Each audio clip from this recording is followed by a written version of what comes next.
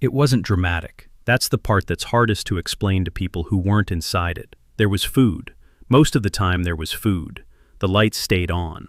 Nobody was coming to take anything away. Not this week. And yet, there was this background hum that ran underneath everything.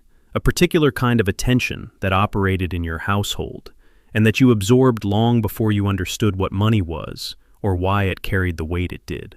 You learned which things weren't asked for, because the answer was already obvious, and asking would only make it heavier. You learned to read the specific look on a parent's face at the grocery checkout when the total came up higher than expected. You learned the difference between, "we can't afford it," and "we're not getting that," which one meant which, and when it was safe to push back, and when it wasn't. You understood the particular sound of a silence that meant the month was going to be tight. You grew up. The circumstances changed.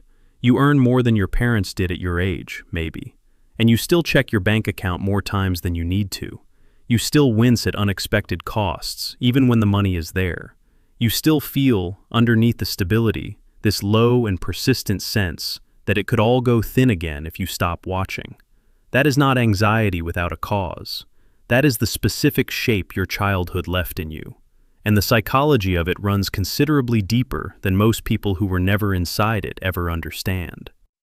Let's start with the standard framing, because to understand what growing up without money actually does, you first have to understand what most people assume it does, and where that assumption falls short.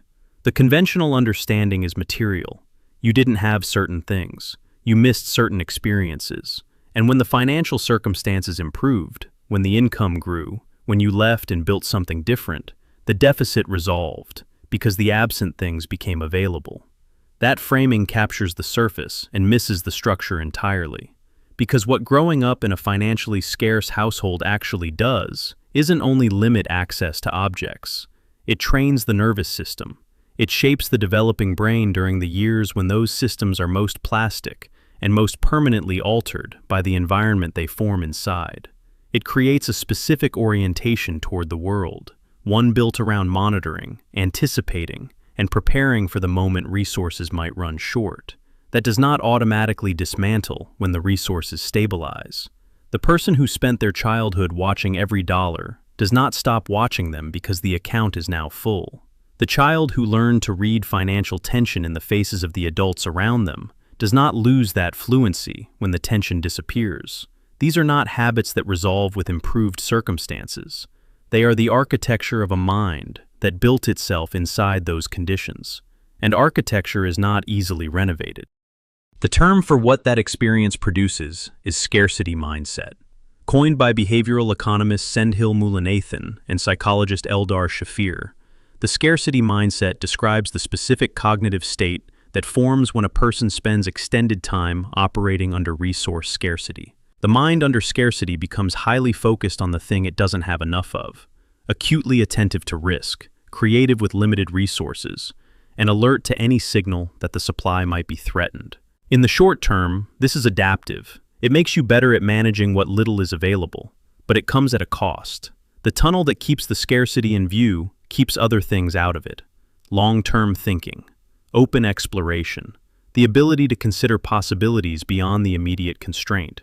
For children who grow up inside financial scarcity, this cognitive orientation doesn't form temporarily. It forms during the years when the brain is building its baseline ways of processing the world. And baselines, once built, are persistent. Stay with me, because this is where it becomes something most people who grew up this way will recognize immediately. Picture this. A permission slip for a school trip comes home. It sits on the kitchen table for 3 days before anyone mentions it. You don't ask. You've already learned when not to ask. From the particular way silence works in your house around certain topics, from the texture of certain pauses, from the specific way a parent looks at something and then looks away. You know, without being told, that whether you go on the trip depends on something you have no visibility into and no ability to change. So you wait, and you watch, and you file that knowledge somewhere it will stay.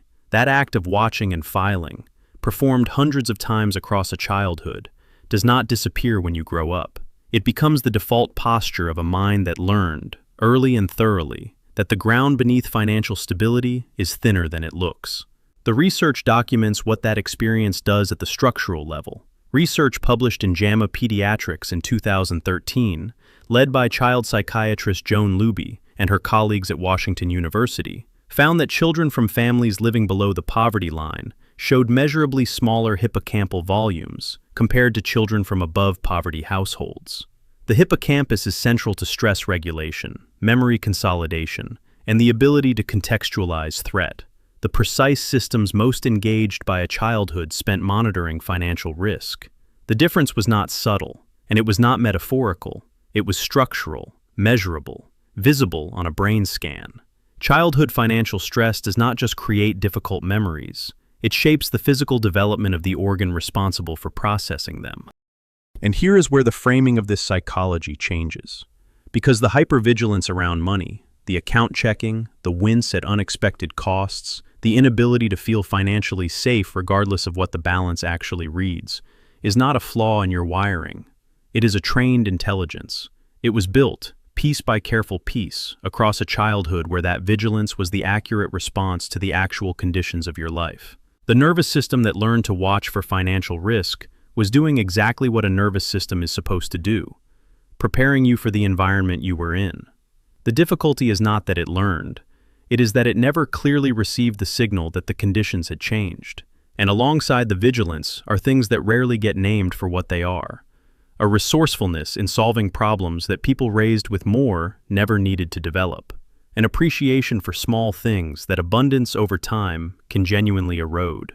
An empathy for people in financial difficulty that comes not from observation, but from memory, from knowing exactly what it looks like from the inside, and what it costs a person to manage it quietly. A relationship with work that was built not only on ambition, but on necessity, and which tends to be considerably more durable for that foundation.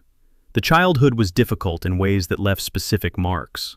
Those marks, understood differently, are also a form of knowledge that is not easy to come by any other way. There is a specific literacy that forms from growing up watching. Not just watching prices, though that too. Watching what a certain financial tightness does to the people you love. Learning to read what is left out of a conversation and what that silence means. Watching one person, or two, hold something together on less than it was designed to run on, and understanding what that requires of a human being to do consistently and without complaint. That literacy does not expire when the circumstances improve. It becomes part of how you see, part of what you notice that other people move past without registering, part of the specific weight you carry about what things cost, not only in money, but in effort and sacrifice, and the quiet exhaustion of making less than enough stretch far enough. The money ran thin, but something else grew in its place, something that cannot be purchased, and that people who never needed it rarely develop.